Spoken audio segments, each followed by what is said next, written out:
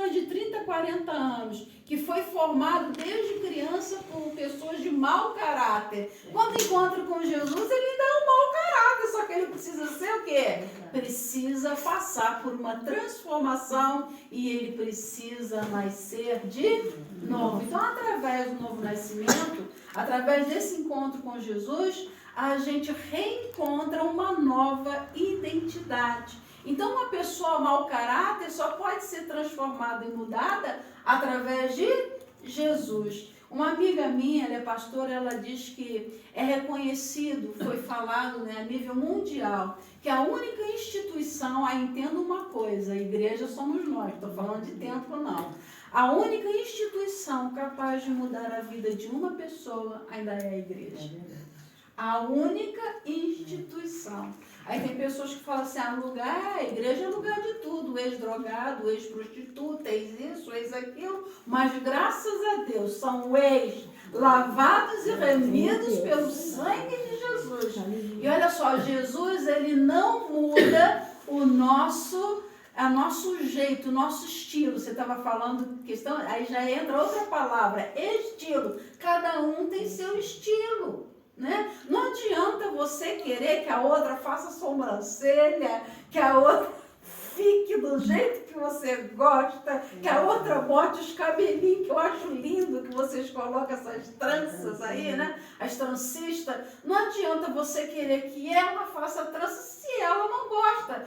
Né? Desculpa o exemplo aqui, mas pode ser o seu estilo. Né? Às vezes a pessoa não tem condição, então também você tem que entender isso. Ah, mas fulano ficaria bonito se ela fizesse isso. Será que a pessoa tem condições de fazer isso? Então tem uma série de questões que aí entra outra palavra, respeito.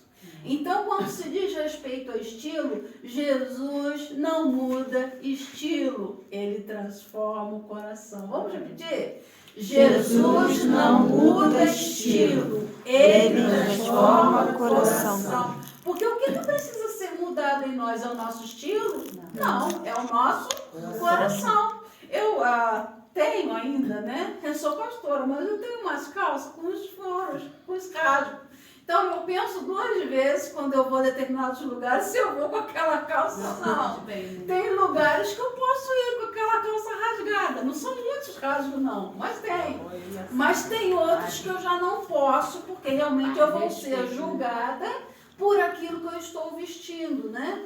Mas eu gosto, eu aparentemente não vejo problema. Mas isso diz respeito a estilo. Jesus, ele não veio para mudar estilo de ninguém. Ele veio para transformar a vida e transformar o coração. Porque tem muita gente engravatado que é bandido, tem muita gente maltrapilho e de bom caráter.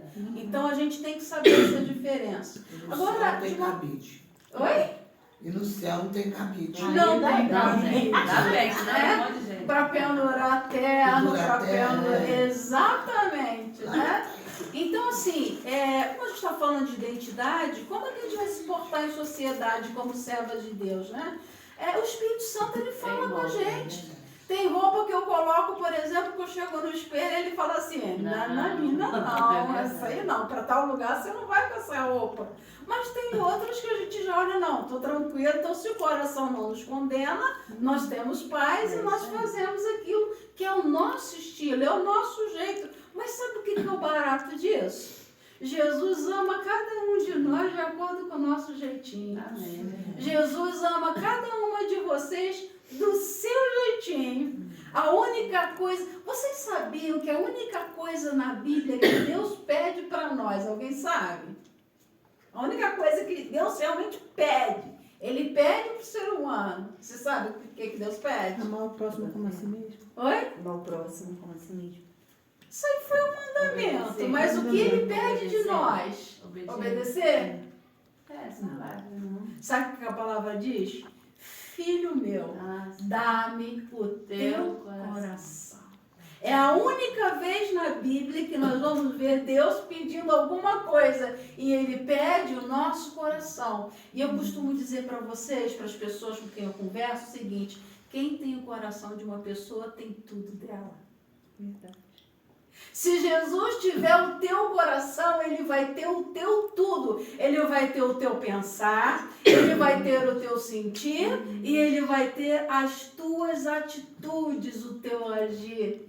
Então, por isso é que ele fala, filho meu, dá-me o teu coração. Ah, eu vou dar para Deus na igreja 10%. Você é pobre, miserável, segue nu. Porque Deus não está te falando que ele quer os teus 10%, teu dízimo. Ele quer o teu coração. E aí, se ele tiver o teu coração, tudo o que você tem. Eu sei que tem pessoas aqui que fazem isso, que fazem dar as tripas de coração pela obra. Por quê?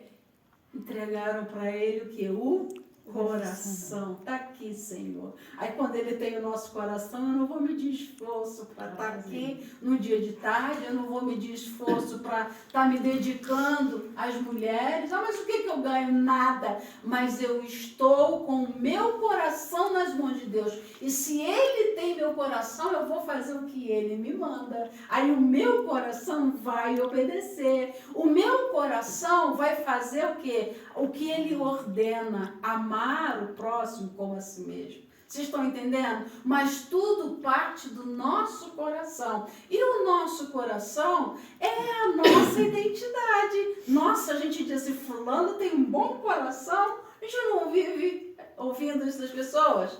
Poxa, mas fulano tem um bom coração. Então é no coração que começa todo esse processo da nossa identidade. Para não prolongar muito, eu vou falar de 3 mulheres na Bíblia, né? Como o assunto hoje é de mulher, a gente vai dar alguns exemplos de mulheres que foram estigmatizadas. O que é uma pessoa estigmatizada? É uma pessoa ferida, é uma pessoa marcada, é uma pessoa indigna e é uma pessoa que foi desonrada. Esse é o significado de estigma, estigmatizado. Então, quantas pessoas que nós conhecemos, ou até mesmo cada uma de nós, que foram estigmatizadas por um deslize que deu na vida? Eu vou dar um exemplo pessoal. Eu vivi a minha vida toda certinha, anos. Um deslize que eu dei, eu fui considerada indigna e desonrada por todos os anos que eu agi certo. E, na verdade, as pessoas prestam mais atenção nos nossos erros do que nos nossos acertos. E a gente tem que aprender e aceitar que é desse jeito. Não tem como mudar, entendeu?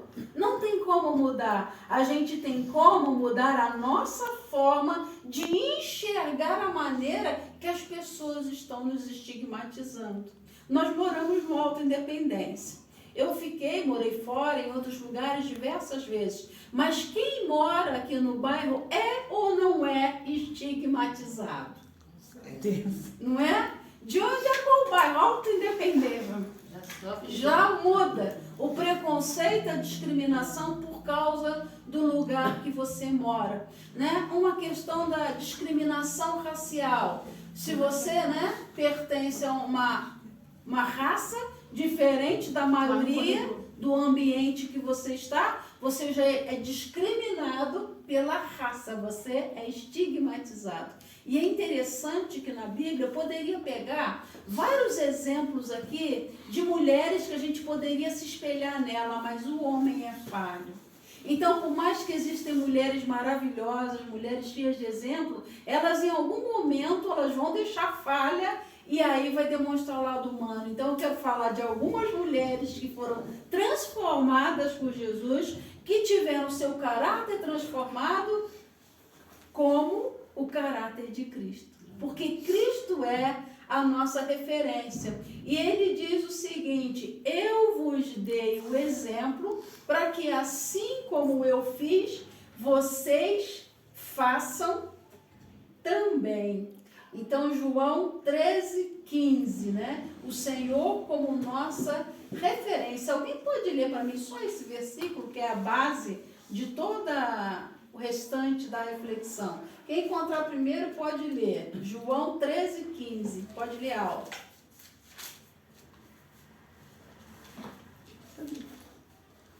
Você já pode ler aqui, ó. Pode.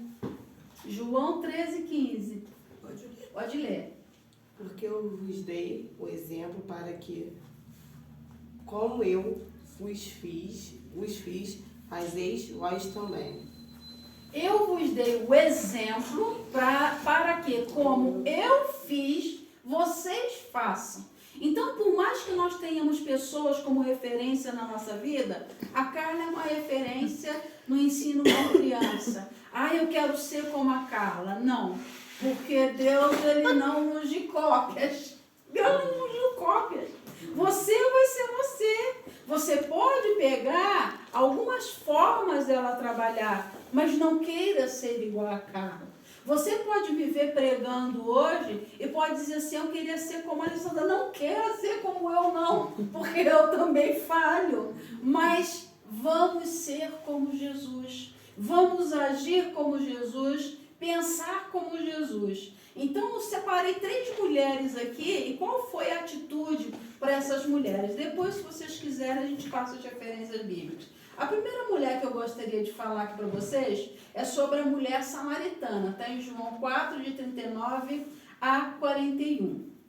Quem era essa mulher samaritana? A Bíblia fala para a gente lá em João 4, que essa mulher samaritana, ela foi encontrar com Jesus mais ou menos por volta de meio-dia, quando Jesus estava pegando água num poço. Vamos todos participar aqui da mensagem. Está aberta para vocês me ajudarem aqui a pensar, que a cabeça já não ajuda mais por 50 anos, né? Então a gente fica meio perdido às vezes. Então, olha só, uma mulher samaritana. Um samaritano não se dava bem com os judeus. Essa mulher, ela era estigmatizada. Então, já tinha um problema naquela época, 2 problemas. Além dela ser samaritana, samaritanos não se davam com os judeus. Primeiro problema era racial, era étnico, né? Era étnico. Tinha a ver com o local onde a pessoa morava. Ela era samaritana não falava com judeus. Segundo problema, ela era mulher. Mulher também não poderia ser vista falando com um homem, muito menos judeu. Então, essa mulher, ela vai tirar água no poço por volta de meio-dia, e Jesus está passando por ali naquele momento, e os seus discípulos foram para a cidade comprar comida. Então, enquanto os discípulos foram para a cidade, olha só o cuidado de Deus, proporcionando para aquela mulher um encontro só com ele, sem que ela pudesse ser julgada. Porque se os discípulos estivessem ali, com certeza eles iriam questionar, poxa, Senhor, o Senhor é o mestre, o Senhor é a nossa referência, e o Senhor está conversando com uma mulher, que não é permitido pela lei, e muito menos com uma samaritana, porque eles são a ralézinha. Na verdade, os samaritanos vieram de uma mistura de judeus com não-judeus, por isso que eles eram, digamos, odiados, né? Então, aquela questão de não é raça pura, não tem pedigree. Então, os samaritanos não tinham pedigree. Então, havia uma desconfiança, havia uma implicância dos judeus. Mas essa mulher, ela era estigmatizada por outras questões também. Ela trava ali um diálogo, né, com Jesus, e Jesus se aproveita daquele momento para falar com ela sobre a água viva. E ela fala assim, Senhor, como que o Senhor vai pegar a água se o Senhor não tem uma vasilha para ir lá no poço? E o pior, Jesus oferece para ela uma água viva, uma água que nunca vai terminar. Uma água que, se ela bebesse daquela água, ela nunca mais voltaria a ter sede. Ela questionou, ela falou assim, ele não tem nenhum balde, como é que ele vai me dar água de beber e uma água que eu não vou ter que voltar? Eu queria dessa água, né? Pô, vim, bebi uma vez, não vou ter sede mais. Mas aquela mulher também, Jesus começa a conversar com ela e fala com ela uma pergunta. Já muda todo o rumo da história. Ela estava preocupada com a adoração, ela estava preocupada com como agradar a Deus, mas Jesus fala com ela assim no meio da conversa, vai lá e chama o teu marido. E o que aquela mulher falou para Jesus? Ele mandou ela chamar o marido. Ela respondeu o quê? Não tenho marido. Não tenho marido.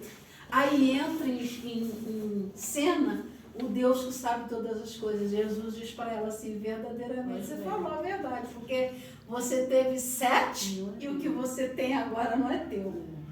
era uma mulher estigmatizada e, na verdade, envolvida com a prostituição. Mas quando Jesus traça um diálogo com essa mulher, ele não vê uma mulher prostituta, ele não vê uma mulher com problemas morais sérios, mas Jesus já olhava o futuro daquela mulher, aleluia. Amém. Deus, quando chama cada uma de nós para fazer algo para Ele, Ele não está nos chamando perfeitas, não. Ele está chamando a gente do jeito que a gente é, porque Ele já viu lá no futuro, onde ninguém vê, onde só Ele vê, e Ele não viu uma prostituta, Ele viu ali a primeira missionária do Novo Testamento. Amém. Glória a Deus. Porque aquela mulher, quando Jesus fala, você teve 7, o que você tem agora não é teu, ela, ixi, esse senhor não sabe tudo da minha vida. Aí falou, eu estou vendo que você é profeta. E ela começa a descortinar muitas coisas ali com Jesus. E no final dessa história toda, a gente vê que ela se transforma numa missionária. Então Jesus não vê prostituta, o que você falou. Jesus não vê se é drogado. Jesus não vê se é dependente. Jesus não vê se é traficante. Não, Jesus não vê nada disso. Jesus vê o potencial de liderança que aquela pessoa tem. Jesus vê o potencial de amor que aquela pessoa tem. Porque tem muitas pessoas que vieram dessa vida, mas têm um bom coração. E eu conheço muitas. Quantas pessoas hoje estão na prostituição, mas o coração dela dói por uma criança, o coração dela dói pelo problema que outra pessoa está passando, mas às vezes as circunstâncias é que estigmatizaram aquela pessoa. A condição familiar que ela veio, a falta de oportunidade. Então Jesus, ele vê isso tudo e ele não vê a condição da pessoa, a condição moral. E na verdade a palavra diz que Jesus não veio para os sãos, ele não veio para os que estão bons, ele veio para os que são doentes e para aqueles que estão maus. Né? Jesus não chamou ninguém perfeitinho. Então ele veio para aquele que não é nada, para aquele que não é ninguém. A Carla tem muito dessa mania. A gente tem família que todo mundo conhece, né? Ai, Jesus, quem sou eu, Jesus? Quem sou eu? Talvez, vou falar para vocês uma realidade. Marido acha que você é um ninguém. Filho acha que você é um ninguém. Família acha que você é um zero à esquerda, mas Deus, quando olha para você, fala assim, lá está a minha filha amada e eu tenho muito prazer no que ela faz, aleluia. Lá está a minha filha amada e eu tenho o coração dela, o que ela faz me agrada. Então Jesus, ele nunca olha para nós, ele nunca olha para as pessoas por aquilo que as pessoas são vistas, a maneira como as pessoas são vistas na sociedade, mas ele olha para aquilo que ele pode fazer com o coração daquela pessoa. Então não importa a identidade que as pessoas nos dão, não importa aquilo que as pessoas falam ao nosso respeito, importa o que Deus sabe de nós, o que Deus espera de nós, o que Deus quer de nós. Talvez as pessoas olhem para você e o Espírito Santo está falando claro comigo e fala assim, ali vai uma fracassada. Mas Deus olha e fala assim, ali vai uma guerreira que não desistiu, mesmo depois de ter perdido tudo. Aleluia! A sociedade aponta os nossos erros, os nossos defeitos, mas Jesus, ele é o único que olha para nós e fala assim, apesar disso tudo que estão falando a seu respeito, eu não desisti de você, eu não desisti de você, e eu acredito em você, eu acredito no teu potencial, eu acredito na tua força, eu acredito no que as tuas mãos podem fazer, e mesmo que alguém diga não vai a lugar nenhum, Jesus diz e faz assim, eu escolho as coisas fracas para confundir as fortes.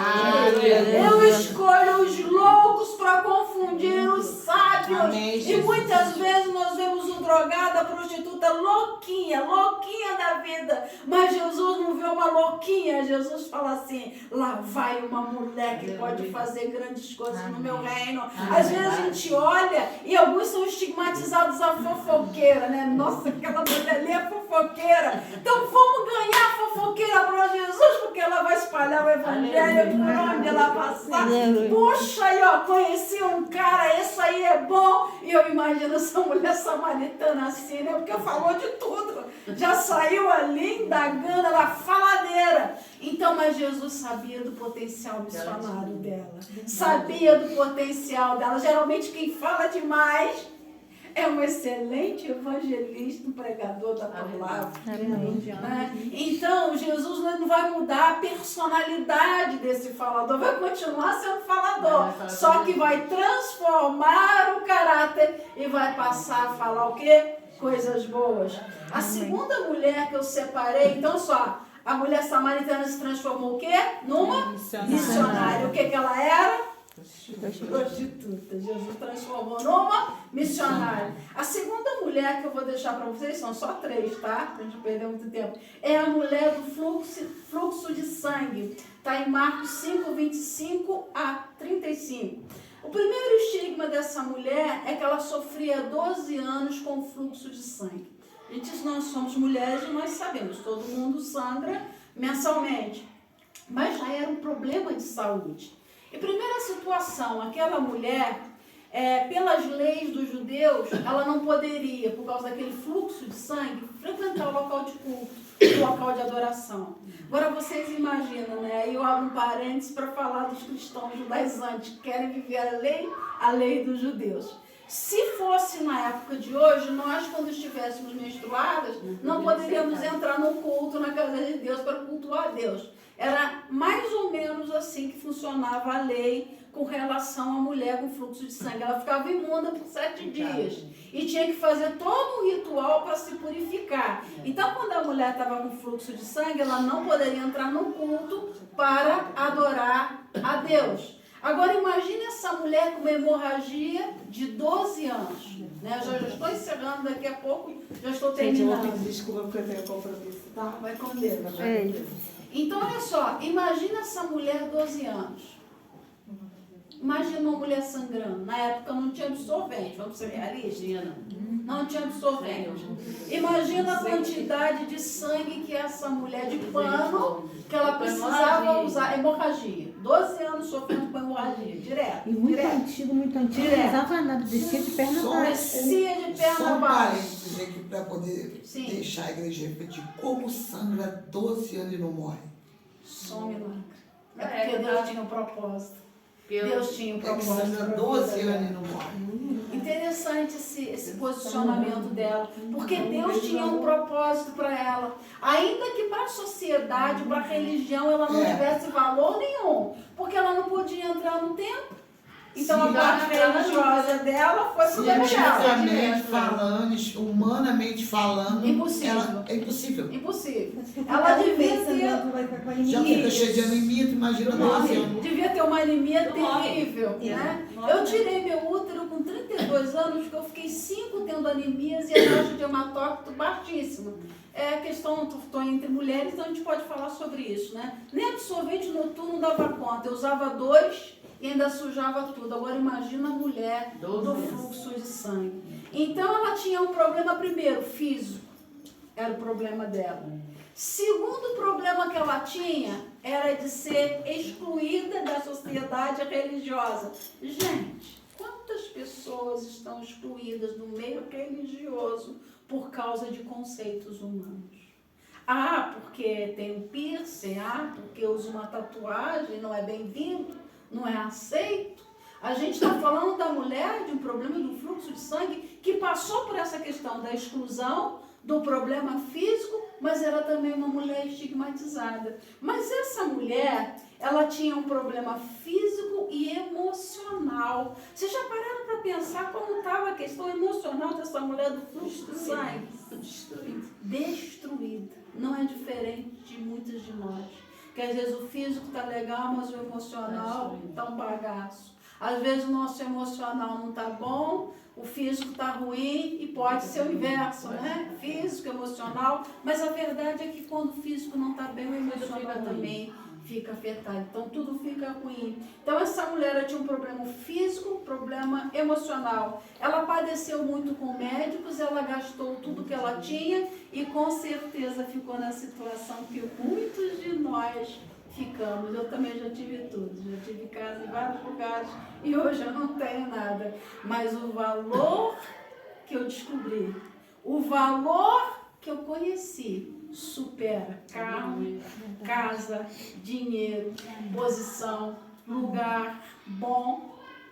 Eu já morei em lugares bons.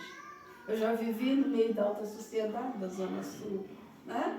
Mas hoje, como diz aquele hino, não sou apenas servo, teu amigo me tornei. Te louvarei, não importa as circunstâncias. Amém.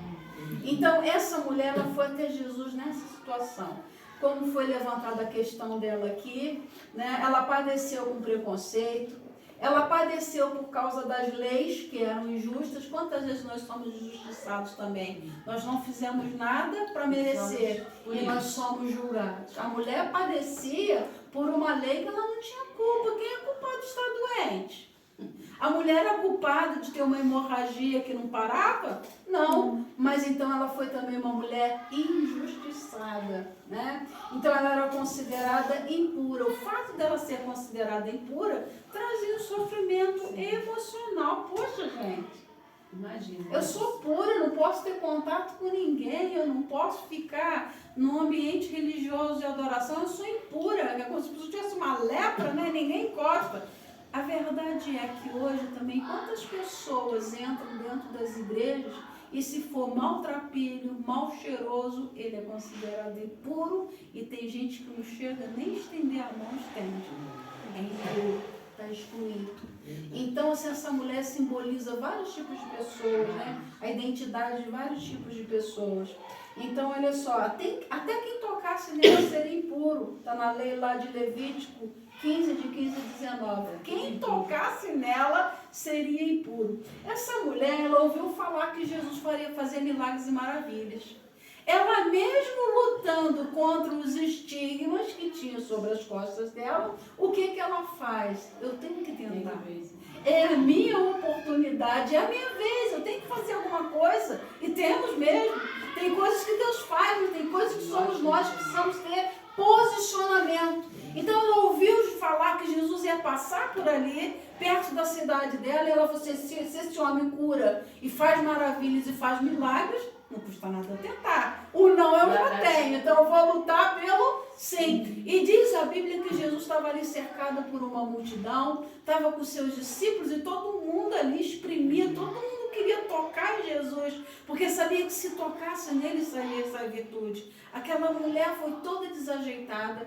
Imagina aquela mulher sangrando, fraca, indo contra uma multidão, o esforço que essa mulher fez para chegar até Jesus. E os discípulos ainda empurrando, querendo tirar ela da reta.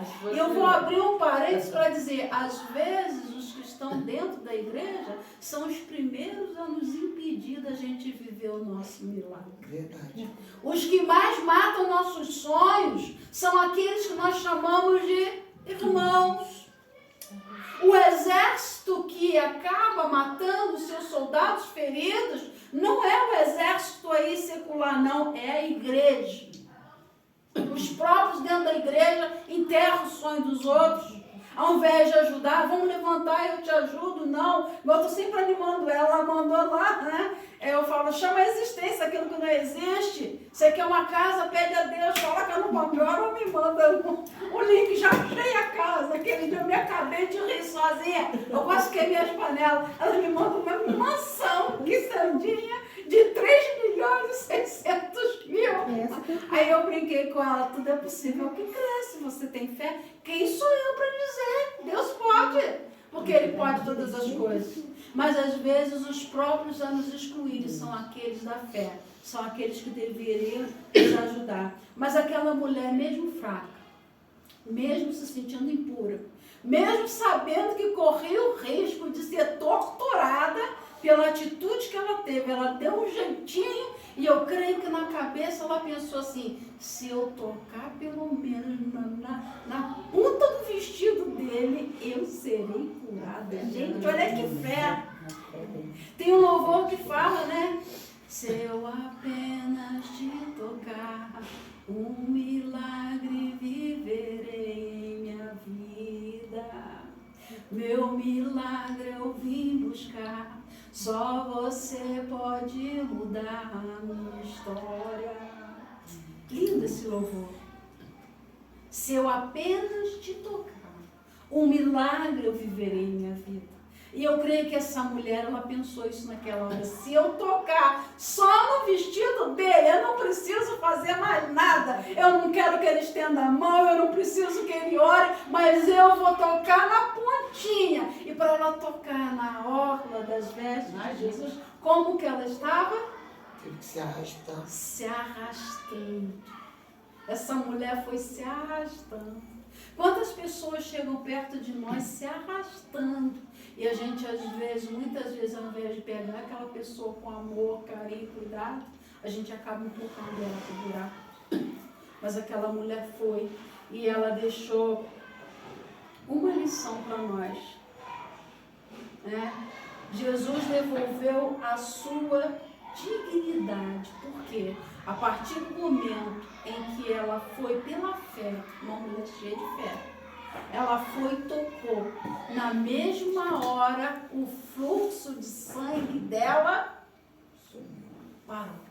Se você tocar pela fé na orla do vestido de Jesus, se você tiver fé, Jesus pode fazer o milagre que você precisa. Não importa o que você esteja sofrendo diante da sociedade. Não importa o que as pessoas estejam fazendo com você, mas você vai receber o seu milagre.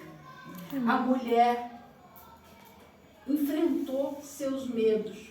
No versículo 37, fala que quando Jesus perguntou assim, epa, alguém me tocou. A mulher, diz a Bíblia, que ela tremendo e com temor. Imagina uma mulher com crise de ansiedade. Eu fiz assim. Quem é que ele já passou por isso, né? A mulher devia estar toda se tremendo. Aí Jesus ainda fala, quem me tocou? Eu vou morrer. E eu imagino. Glória. Provavelmente acabou pra mim. Pronto, fiz o que não deveria, fizemos, acabou. O Senhor ali já descobriu que alguma coisa aconteceu, mas foi uma coisa boa. E ela se apresentou, ela foi sincera, ela foi autêntica, mesmo enfrentando os medos. Se tem medo, vai com medo mesmo. Se tem ansiedade, vai com ansiedade mesmo. Senhor, me ajuda.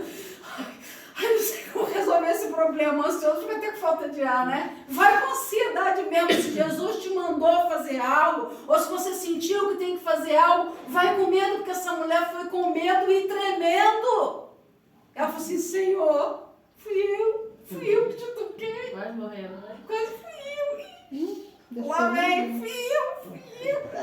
E Jesus falou assim, alguém me tocou, porque de mim saiu virtude. Aleluia. Né? Porque assim, Sim. ele fala assim, quem me tocou? Os discípulos falaram pra ele, Senhor, quem te tocou? Todo mundo tá tocando. Não, mas é de Alguém mim, tocou alguém diferente. que saiu virtude. Bom você ter lembrado desse detalhe, né? Lindo, né? Foi o que eles falaram, né? Tá todo mundo te tocando, né? Chega um, te aperta de um lado, chega outro, te aperta do outro. Senhor, isso é ilógico, não faz sentido o que o senhor está falando. Mas ele falou assim, não, alguém me tocou diferente. Então é a forma que a gente toca o coração de Jesus. A Bíblia diz que Deus resiste aos soberbos, mas Ele dá graça aos humildes. Tem muita gente que chega com arrogância, com prepotência, com o nariz inclinado. A esses Deus rejeita. Mas quando a gente chega com toda a nossa humildade, a Bíblia fala que um coração contrito e quebrantado, Deus não despreza. Essa mulher chegou com um coração muito quebrantado. Era a última esperança dela. Ela já tinha gasto tudo. Eu imagino que aquela mulher estava zerada financeiramente. Era a última chance que ela tinha. Mas ela chegou com humildade. Eu vou tocar na orla da veste de Jesus, num pedacinho do vestido. E eu imagino que aquela mulher foi comendo poeira pelo no chão.